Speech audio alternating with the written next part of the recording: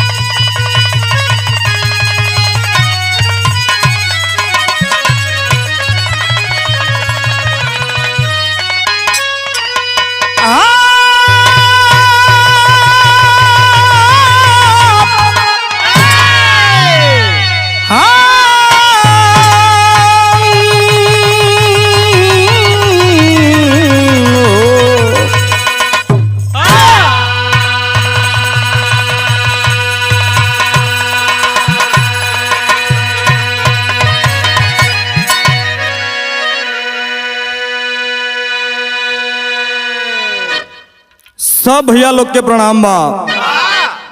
हम गायक चंद्रजीत बनारसी आप सभी बिरहा प्रेमियों को सादर एक ही स्वर में प्रणाम करता हूं। और आज एक बिरहा लेके आ रहल बानी आप लोग के बीच में। और राजधानी की सरजमी नई दिल्ली, लाल किले के बगल में जो बम ब्लास्ट हुआ, उस बम ब्लास्ट के चपेट में आए हुए घायल परिजनों के लिए मैं परमपिता परमेश्वर से कामना करता हूं कि वो जल्द से जल्द स्वस्थ हों, और जो उस चपेट में आकर के इस धरातल से 10 नवंबर को जो आखिरी सांस लिए, उनके लिए ये बिरहा नहीं भावभीनी श्रद्धांजलि है। बिरहा का शुरुआत बा 4 लाइन भूमिका से भाव बा।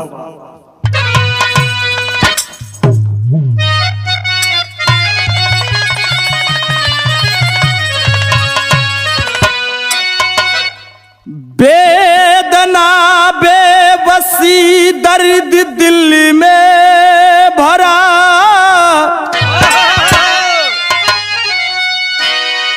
अरे दिल द्रवित हो कहे आज भगवान से।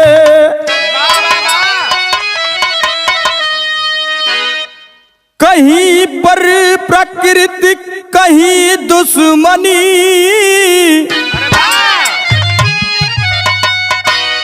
आज इंसान क्यों रूठा इंसान से। भारती के दमन में चल दागी लगे,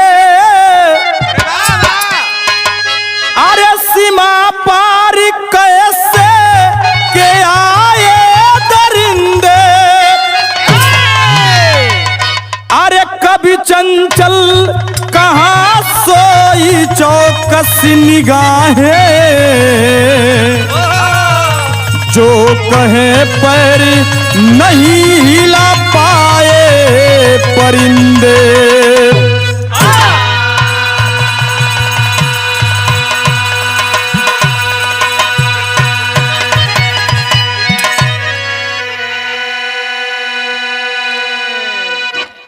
जो कहे पैर ना हिला पाए परिंदे, जो चौकीदार हैं बोलते हैं कि हमारे मर्जी के खिलाफ एक परिंदा भी सरहद के अंदर नहीं आएगा। तो आज चौकीदार तुम कहां सोए हो? तुम्हारे जगते ही दिन में जब राजधानी की ये हालात है, तो अदर जगहों का क्या हाल होगा। वाह वाह। बिरहा का शुरुआत बा, एक लाइन गजल का टुकड़ा बा, कैसे।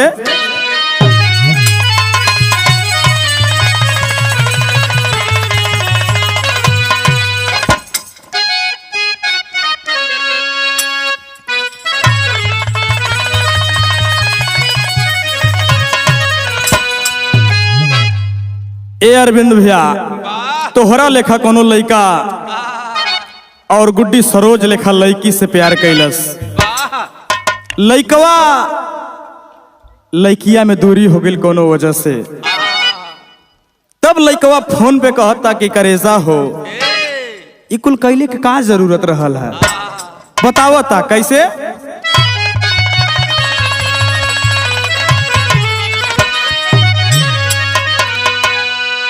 अरे दिल लगावला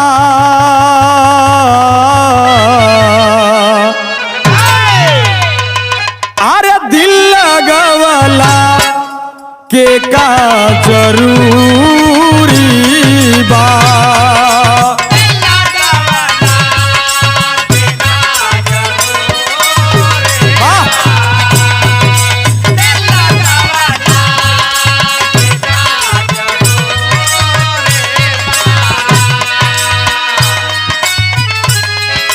दिल लगावला के का जरूरी बा।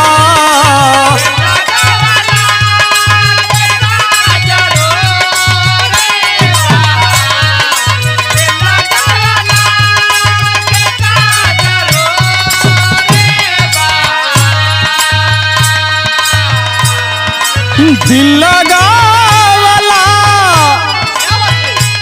के का जरूरी बा। निमन नजदी से तो दूरी बा।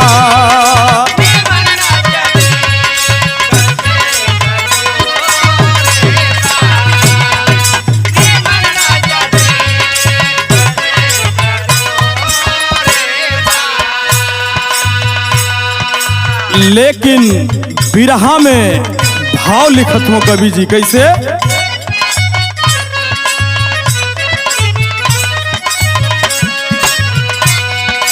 बिच्छू का है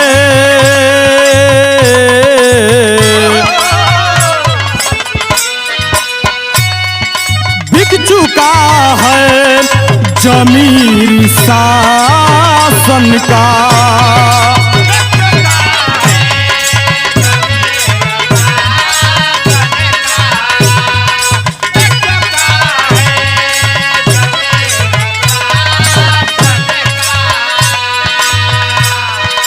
बिक चुका है जमीर शासन का।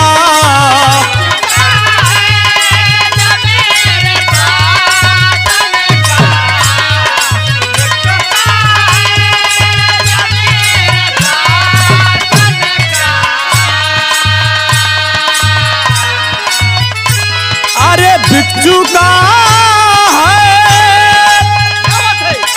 जमीर शासन का। ये प्रशासन का रूप दुशासन का।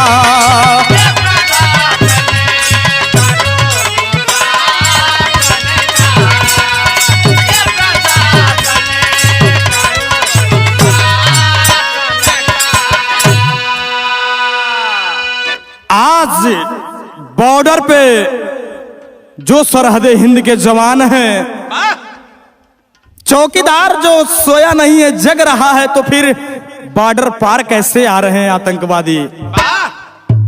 कवि का सवाल है। बिरहा की शुरुआत बा नजम से।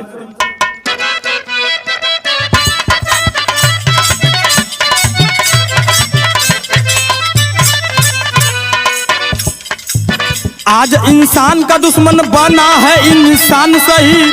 आज इंसान का दुश्मन बना है इंसान सही। प्रशासन बेच चुका अपना है ईमान सही।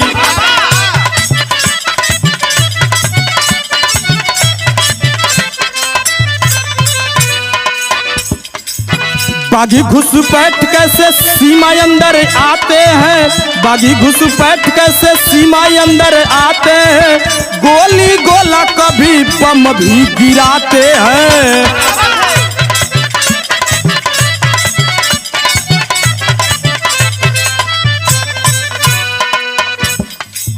घटना पहलगाम की अभी भी ताजा है, घटना पहलगाम की अभी भी ताजा है, लेकिन वक्त का सुनिए कैसा ये तकाजा है।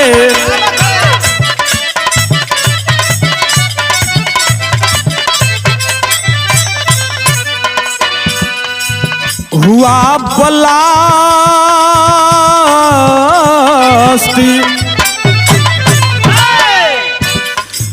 हुआ ब्लास्ट पूरी दिल्ली तब थर्राई है, हुआ ब्लास्ट पूरी दिल्ली तब थर्राई है, कहर विधाता का या दुश्मन कहर ढाई है।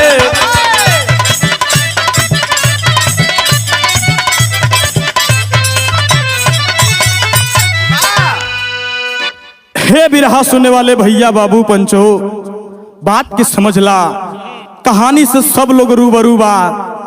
आज राजधानी नई दिल्ली में 10 अक्टूबर को बम ब्लास्ट होता है।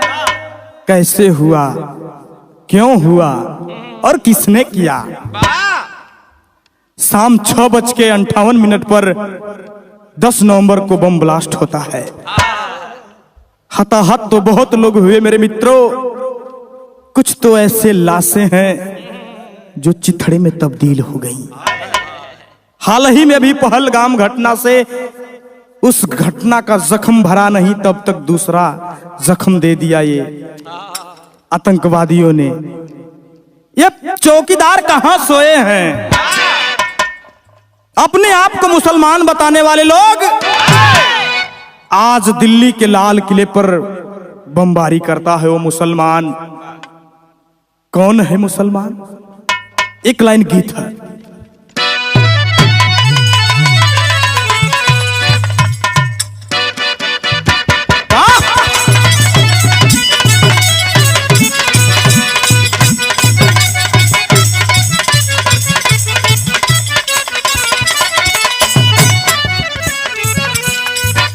बड़ी सुहावन गीत बा, माता बहन लोग भी के गावेली। कैसे? अरे निबिया के दरिया के डोलिया बनल बाटे, निबी के पतैया ओ हार,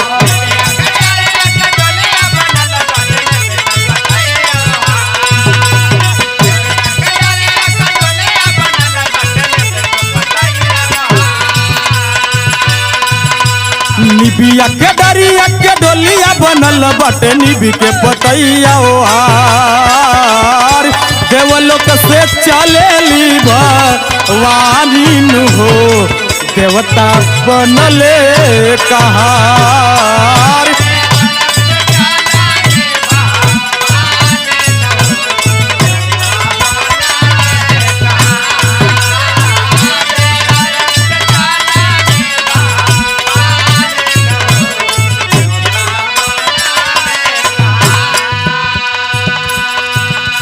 कहना बा कहे बदुलया जुबन के आतंकी, देशवा के खातिर गद्दार,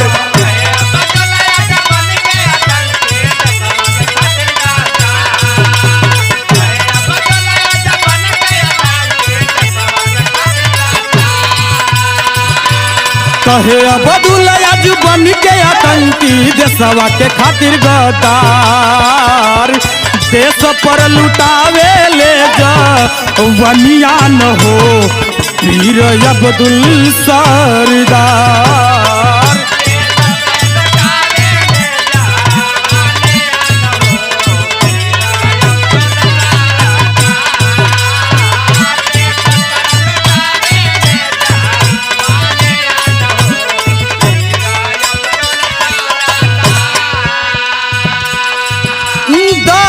नवंबर रहल काला दीनवा,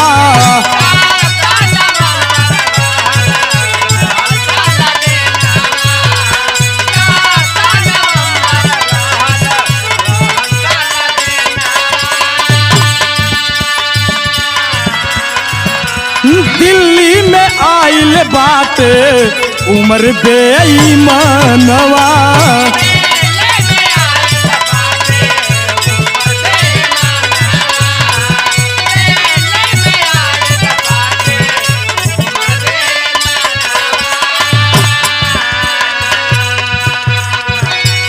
छीने खातिर देशवा के पापी आजादी,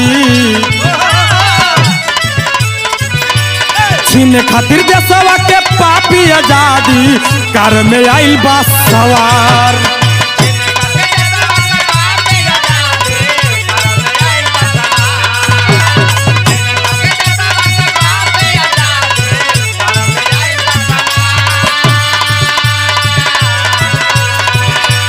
छीने खातिर देशवा का पापी आजादी, कार में आइल बा सवार। लाल किला पास दूरा चरिया न हो, कैल से कुछ देर इंतजार।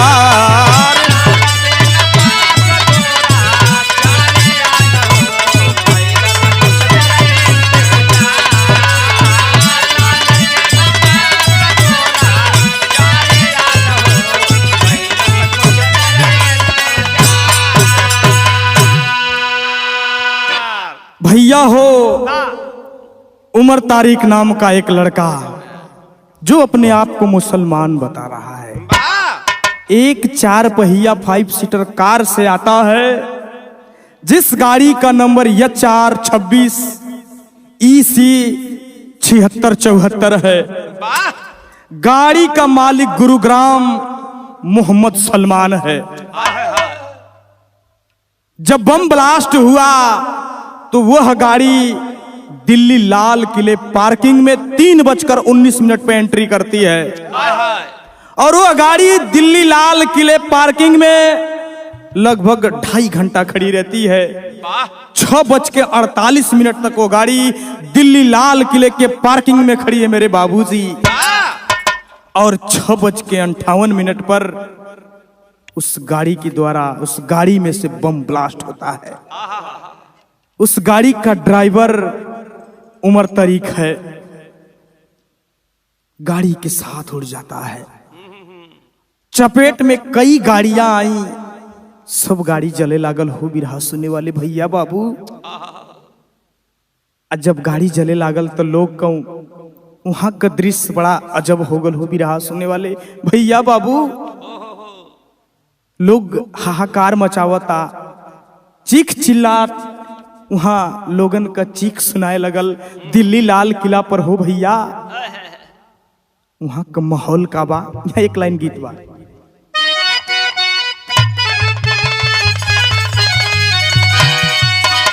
अरे अंग अंग टूटे मोरा,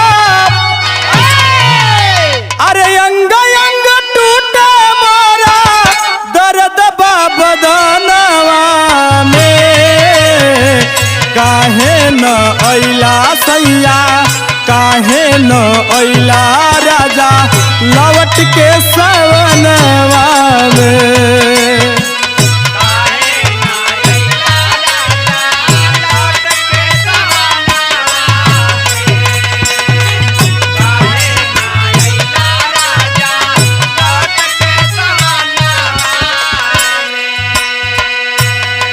लेकिन ये बिरहा सुनने वाले भैया बाबू, लाल किला पर जब बम ब्लास्ट भइल बा हो तो वहां का मंजर का बा।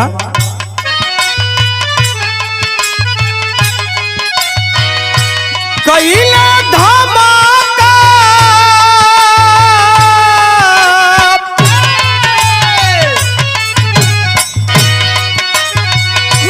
कैला धमाका लाल किला दरम्यानवा में, चिथड़ा बन के माँ सौरे, चिथड़ा बन के माँ सौरे, लागल आसमानवा में।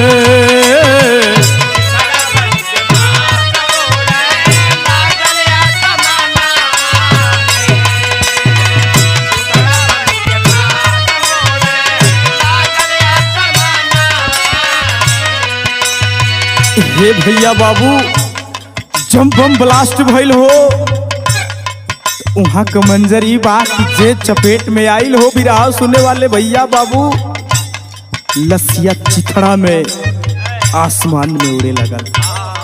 केहू का हाथ गिरता, केहू का पैर, इस शरीरिया कई टुकड़ा में विभाजित हो गई हो बिरहा सुने वाले भैया बाबू।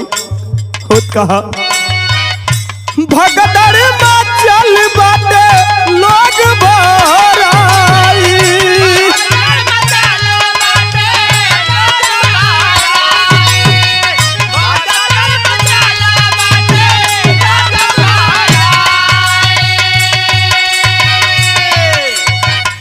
केतनन के सांस रुकल,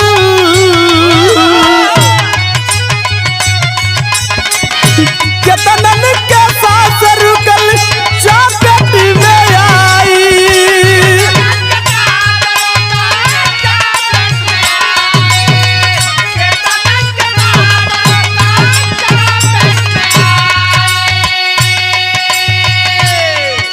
हे भैया बाबू,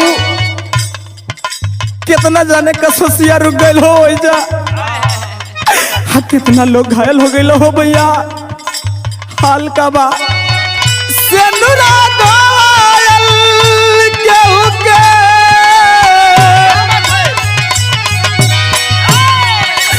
सेनुरा दोयल केहू के अचरा तूफानवा में, चिथड़ा बनला सौड़े, चिथड़ा बनला सौड़े लागला सिमनवा में।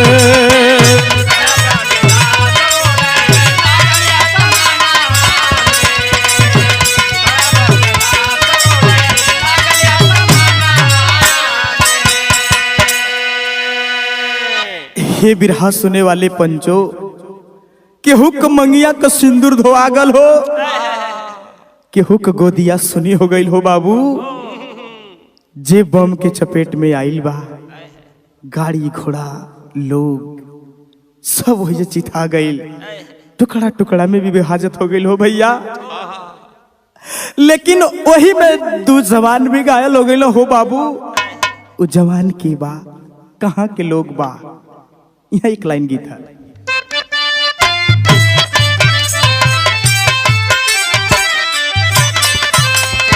बड़ी पारंपरिक गीत बा पिता से। माई कहेली बेटी,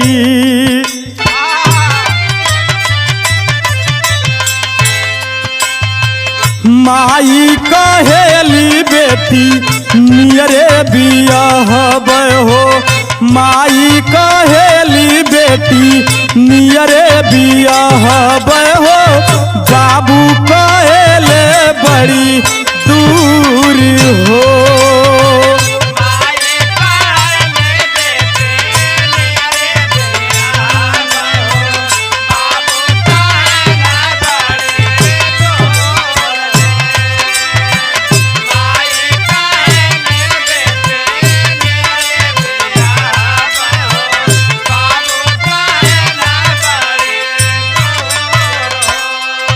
लेकिन हे बिरहा सुने वाले पंचो भैया बाबू, बिरहा से ध्यान मत हटैया। वही बम के चपेट में आ गए दो जने हो भैया। उ के है अमरोहा जिलावा,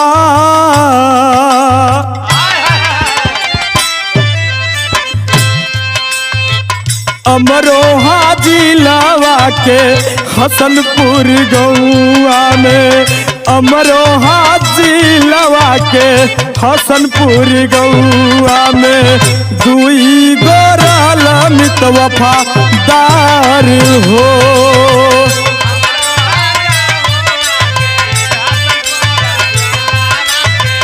दुई मितर ले वफादार हो।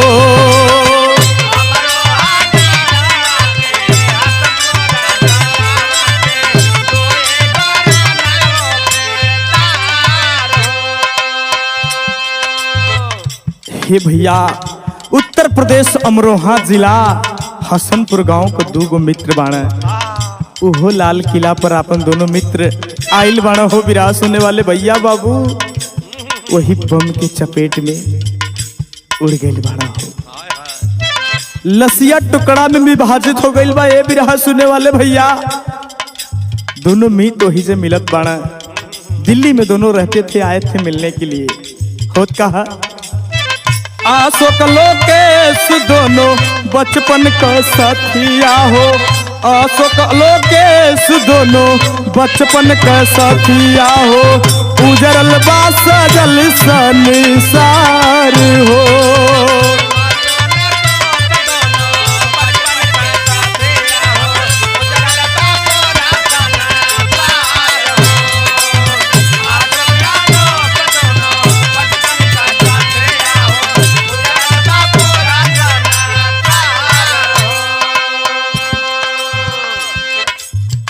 आलोक और अशोक दोनों मित्र हैं।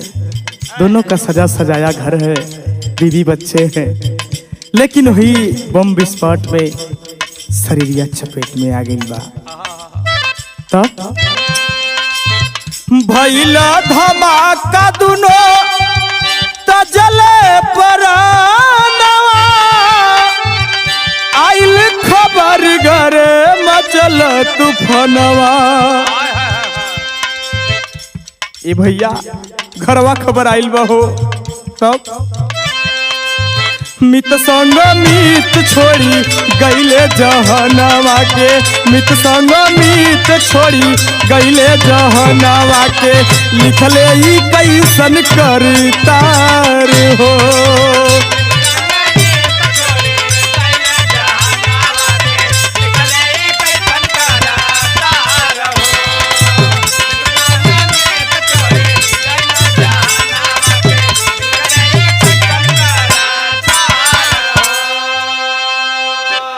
भैया हो, आज दोनों मित्र एक ही साथ संसार छोड़ देते हैं।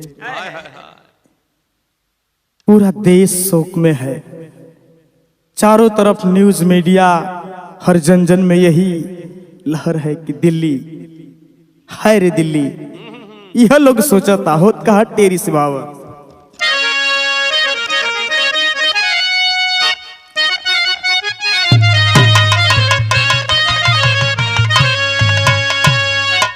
अरे रुसवाई रुसवाई क्या समय की दोस्ती। अरे करुणा कलप गई, करुणा तो बयास बहाई। अरे बहाई, अरे बहाई। करुणा कलप गई, करुणा तो बयास बहाई। रुसवाई तब समय की दोस्ती। कैसी दोस्ती थी कि दोनों दोस्त एक ही साथ इस दुनिया से बम विस्फोट में, उस बम के चपेट में आके और इस संसार को ताज कर चले जाते हैं। माई बाबू के घरवा का हाल हुई। होत कहा आला से बाबा।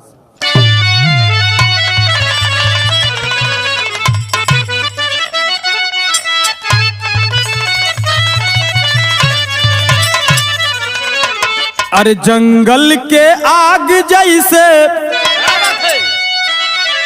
अरे फैलल बा खबरिया बाबू।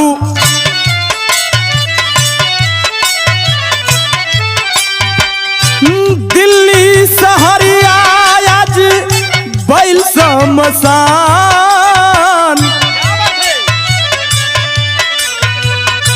चिथड़ा में लाश बिने रोड पे प्रशासन बाबू।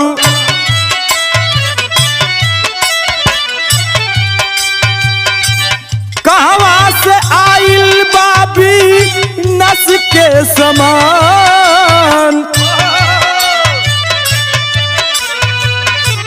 डॉक्टर आदिल उमर रहल बेईमानवा बाबू।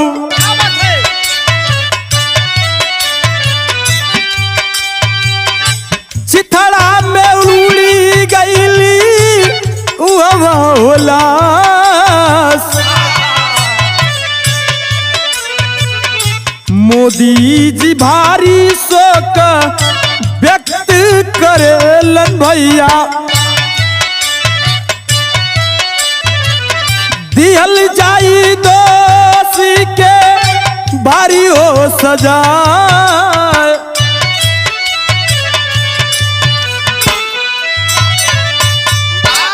भैया हो, मोदी जी आके लाइव में शोक व्यक्त कर रहे हैं कि जो भी का अंजाम दिया है उसको भारी से भारी सजा दी जाएगी। यह सल्तनना देत बाड़ा पूरा देशवासियन के। आखिरी ये कब तक चली? नेता लोग आइला के बाद, मुअला के बाद, बड़ा बड़ा देश में धमाका होखला के बाद शोक व्यक्त करला लोग और झूठा दिलासा देते हैं। आखिर परिवार के लोग, ये देश के लोग का सोची, का समझी, कहां सुरक्षा मिली? जब राजधानी की ये हाल है तो अदर जगहों की क्या हाल होगी? आखिरी लाइन में कहना बा,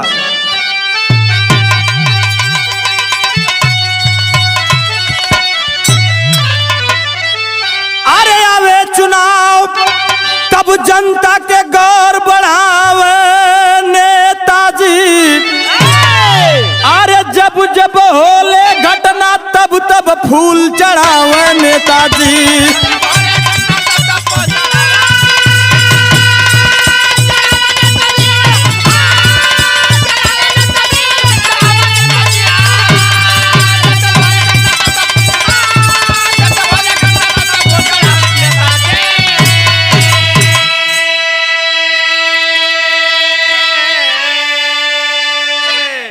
पहले तो ये देश में घटना होले, और फिर घटना के बाद ये देश खातिर, ये देश के जनता खातिर नेताजी लोग लाई गई हैं और आगे कहे हैं कि हम आपके साथ हैं, हम आपके साथ हैं। जो भी हुआ है गलत हुआ है। फोटो लगा के माला नेताजी चढ़ा के परिवार के लोगन के झूठा दिलासा दे दी है। इन नेताजी लोगन का हाल बा। लेकिन ये भारत देश में आतंकी आते कैसे हैं?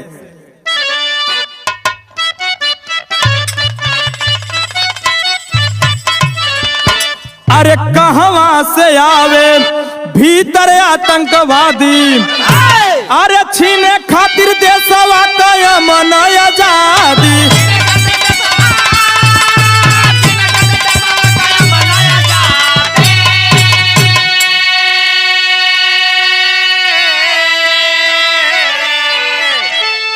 खाली भाषण देके अरे बहकावे नेताजी, जब जब होले घटना के फूल चढ़ावे नेताजी। भाषण में आके नेता लोग कहे कि हम आपके साथ हैं, आप फिक्र मत करिए। 1-2 लाख रुपया का मुआवजा का घोषणा कर दी है, जनता के गुमराह कर दी है। अगर इस देश की प्रशासनिक व्यवस्था इतनी ही तगड़ी है तो सरहद पार से आतंकी कैसे आते हैं? वो भी राजधानी की सरजमी पे क्या गाड़ी चेक नहीं होती है? चेक पोस्ट पे क्या गाड़ी उसको चेक नहीं किया गया? उसमें बम कैसे गया? ये गलत है। आखिरी लाइन में गुरु घराने का परिचय बा।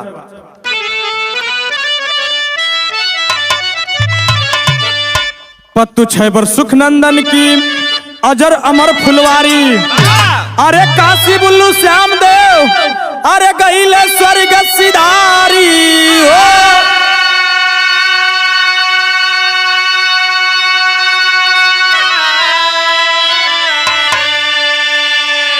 अरे रुसवाई का समय की दोस्ती, चंचल चंद्रजीत की ऐसी है कविताई। रुसवाई क्या समय की दोस्ती।